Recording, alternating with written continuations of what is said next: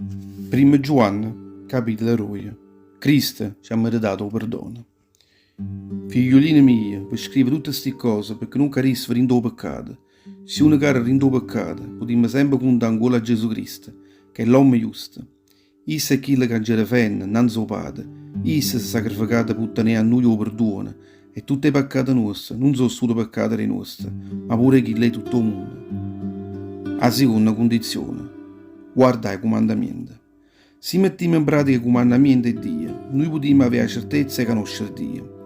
Se uno dice, io conosco Dio, ma poi non mette in pratica i comandamenti suoi e solo non bugiarda, e la verità non sta in esso. Se uno invece sta a sentire la parola sua, l'amore di Dio, è veramente rifinito in esso. E che se noi abbiamo la certezza di essere uniti a Dio. Chi dice, il umano è unito a Dio, ha da campare purista come campare Gesù Cristo. Cara mia, io vi sto imparando un comandamento nuovo. Voi lo tenete già a quando siete diventati Cristo. È un comandamento antico, e che è la masciata che voi avete sentito. E con tutto questo comandamento, che io sto imparando, è pure nuovo, perché la notte sta per finire, e già sta cominciando a splendere la luce vera. Questa non è una frenesia, perché è veramente successa rinda a Gesù, e pure rinda a voi. Chi pretende sta rinda a luce e non va bene o frate suoi, sta ancora rinda oscurore. Chi va bene o frate suoi, rimane rinda a luce, e non corre nessuno pericolo in giambacà. Chi non va bene o frate suoi, campa ancora rinda oscurore e cammina ancora rinda oscura. Non sa manca dove va, perché chi l'oscurore non lo fa vedere a luce. La terza condizione. Abbarate a voi lo mondo.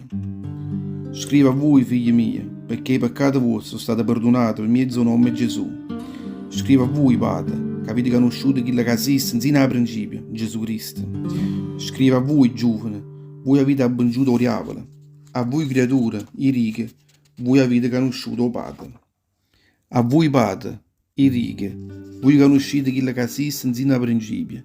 E a voi, giovani, i ricchi che siete forti, perché la parola di Dio mi è rara che rinda a voi e avete abbangiuto diavolo. Non vi lasciate affatturare tutte le cose che stanno rinda a sto mondo. Se uno si lascia affatturare al mondo, rinda a esso non ci può stare più un posto per volere bene o Padre. E tutto quello che sta rinda al mondo è a smaniare la carne, a smaniare l'occhio e l'audanza per tutto quello che uno tiene rinda la vita. E tutto questo non vi vuole rinda al Padre, ma rinda al mondo. Il mondo in un giorno non ci sarà più, e tutto quello che l'uomo desidera non potrà esistere per sempre. Invece chi fa volere Dio camperà per sempre. La quarta condizione. Abbarate a voi all'anticristo. Figliolini miei, è arrivato l'ultimo ora. Voi sapete che deve venire l'anticristo, e beh, oggi stanno già parecchi anticristi in mezzo a noi. E che sta vuol dire che siamo arrivati all'ultimo ora?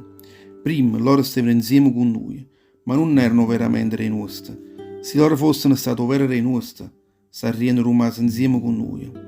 Se si sono arrasate, per ci far capire che non tutti quelli che stavano insieme con noi erano veri re nostri. A voi invece Dio va consacrato con l'olio dello Spirito Santo, e per questo conoscete tutto quanto, la verità. Io non scrivo a voi dicendo, voi non conoscete la verità. Anzi, posso dire buono che voi la conoscete e sapete buono pure che nessuna bugia può venire fuori a rendere la verità.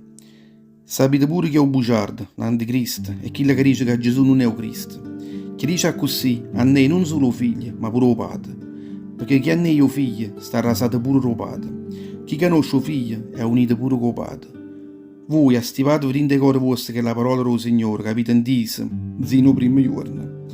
Se questo umano rinde a voi, sarete uniti con il figlio e con il padre.